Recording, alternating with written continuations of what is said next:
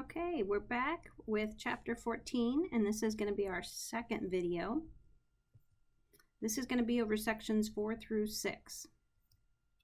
All right, so we left last time talking about sound waves, and sound waves have two regions that we mentioned before. We have the compression and a rarefaction. So the part where they're compressed together right here, that's going to be your compression, and the part where it's spread apart, this is going to be your rarefaction.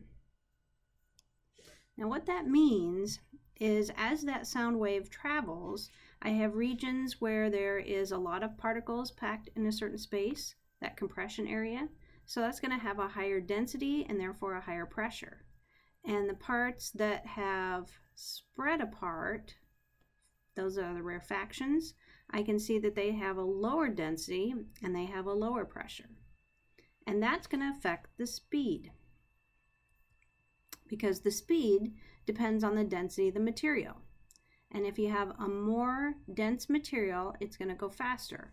You can see that on this chart over here. Here's air down here, and 343, we're going to be using that in some of our problems today. So that's a number that you kind of want to remember. That's the speed of sound in air at room temperature. But we can see over here aluminum, which has a very high speed, is going to be much more dense than air. And those sound waves, in order for the sound to travel through the air, or any medium for that matter, those sound waves travel in the same direction as the motion. So what happens is if I have a particle here, it has to hit another particle here, and another particle, and another particle, and another particle. So those particles have to slam into each other. The closer those particles are together, that means more dense material, then the wave is going to travel faster because there's not as much distance between those particles. So when we think about our speed, we want to think about this is going to be opposite when we talk about water waves or any kind of a transverse wave. That's going to be different. But for sound waves, which are longitudinal, more dense, is going to be faster.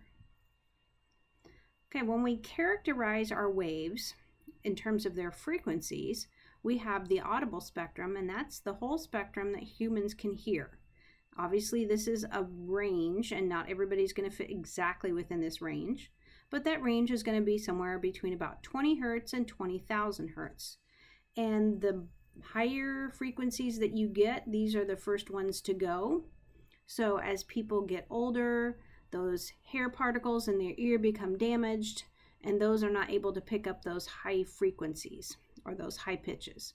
I think I've told you guys before that I wear hearing aids, and that's because I have a high frequency hearing loss. Other ranges that we have are ultrasonic. Those are the ones that are higher than our audible spectrum. So those are greater than 20,000 hertz. And we know like dog whistles, they can hear higher sounds than we can.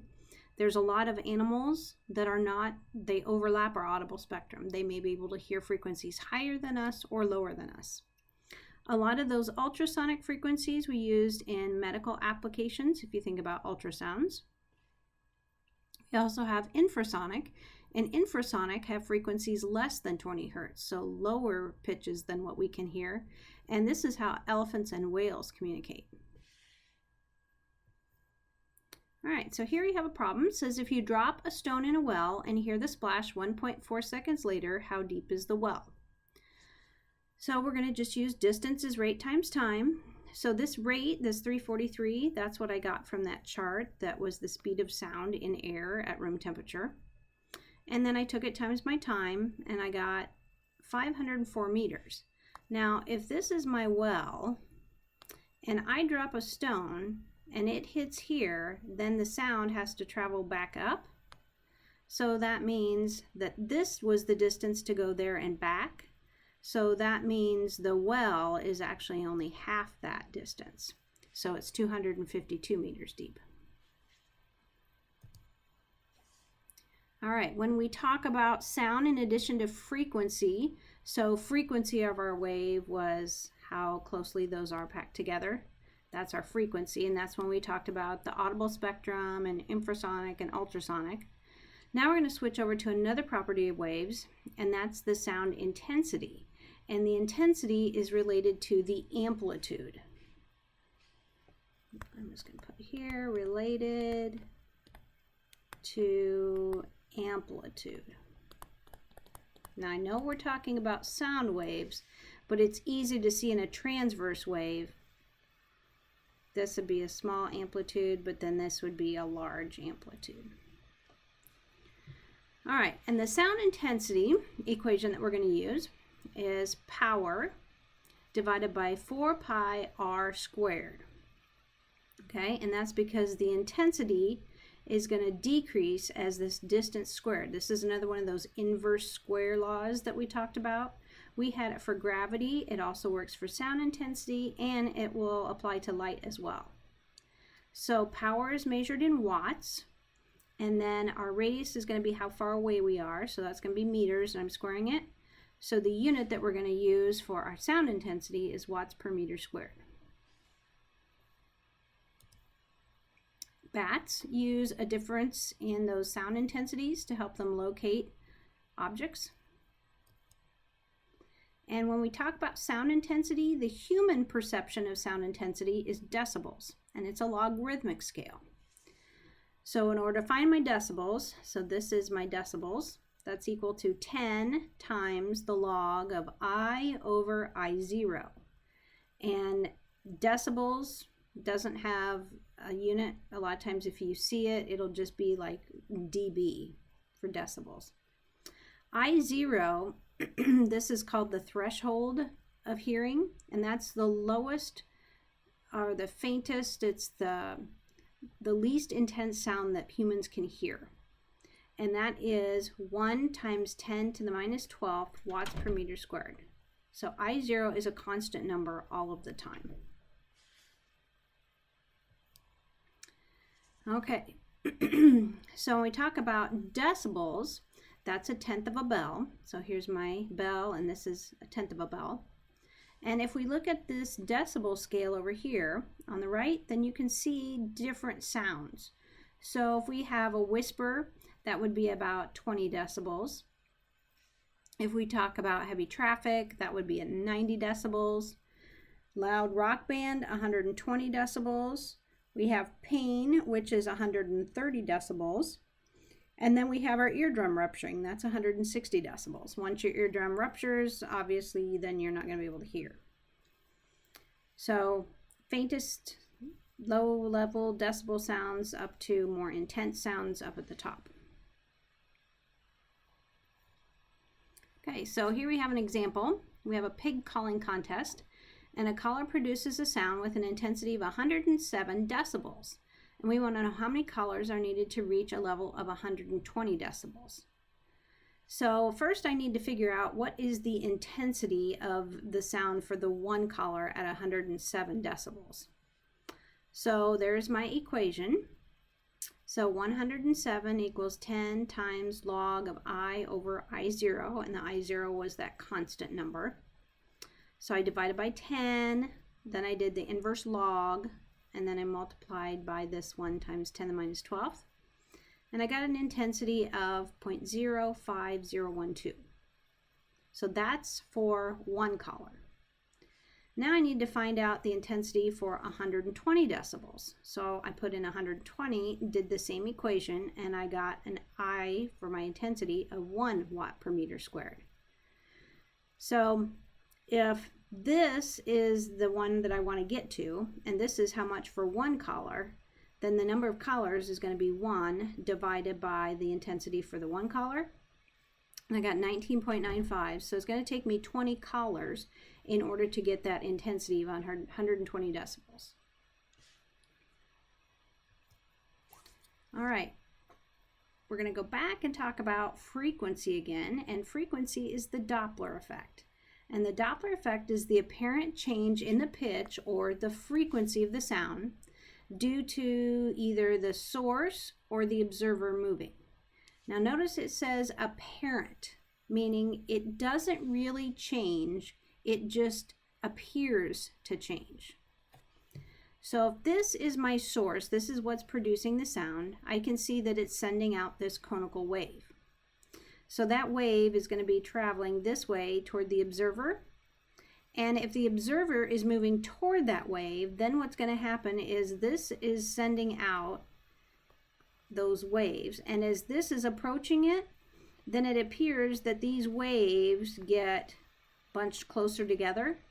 So as those get bunched closer together, it appears to us that the frequency is getting higher. Okay, we're going to have an equation that we're going to use for the Doppler effect. So f prime is our new frequency, so this is the apparent frequency. Then we have 1 plus or minus mu over v, all of that times f. Okay, so mu is the source speed, so this would be the frequency, or this would be the speed that that source is moving. Okay, and this is the observer in this case. So this would be like back to our little guy over here, how fast he's moving. Okay, v is the speed of sound, so we're going to use that 343 for most of those. Unless we're in a different material, it's going to be 343. F is the frequency of the source. Now it's plus or minus depending on whether it's moving towards or away. So it's plus if the observer is moving toward the source. It's a negative if it's moving away from the source.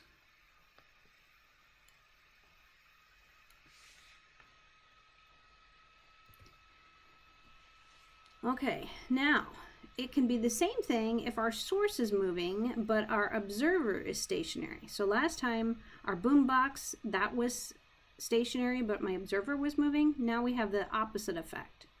So in this case, as the source is moving, it's putting out more waves in front of it. They appear more compressed together. Therefore, the frequency appears to be higher.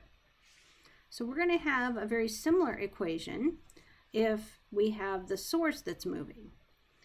So the only difference is this is what we had for the moving observer. Now it just switches to the bottom, and I have 1 over that. And I still have the plus or minus. In this case, the minus means toward, and the plus means away. So now it's opposite of what we had before. Now sometimes both things are moving. Both the source and the observer are moving. So this is the part that we get from our first equation. That's when we had the observer moving. And then the bottom part is where we had when the source was moving. So if both of them are moving, I have both parts. And the signs on the top are the same as what we had at the very beginning. So positive means you're coming toward, negative is away, and then they're flipped if you're on the bottom. And Doppler effect is used in weather radar. It's also used in medical diagnostics, and it's used in measuring astronomical values. If you've heard about red shift and blue shift, that's in terms of light. So that talks about the apparent increase in frequency for light would be a blue shift. And if it's a decrease in the frequency as something is going away, then that's called a red shift. Okay, and here they're showing you, on this graph, they're showing you the hook echo that is indicative of a tornado, and that's using the Doppler effect. And we also have one over here for how we measure blood pressure. And then there's a video that you can watch there. I have another video linked up here to the Big Bang Theory. It's one of my favorite shows. Okay. So now we're going to do an example. We have a car approaches a stationary train with a speed of 24 meters per second. So this time the observer is moving. The train sound its 166 hertz horn. So this is my original frequency. That's my F. Okay, this is how fast the observer is moving. So we want to know what is the frequency heard by the driver that's in the car. So I'd have 1. And in this case, since I'm approaching it, I use the plus.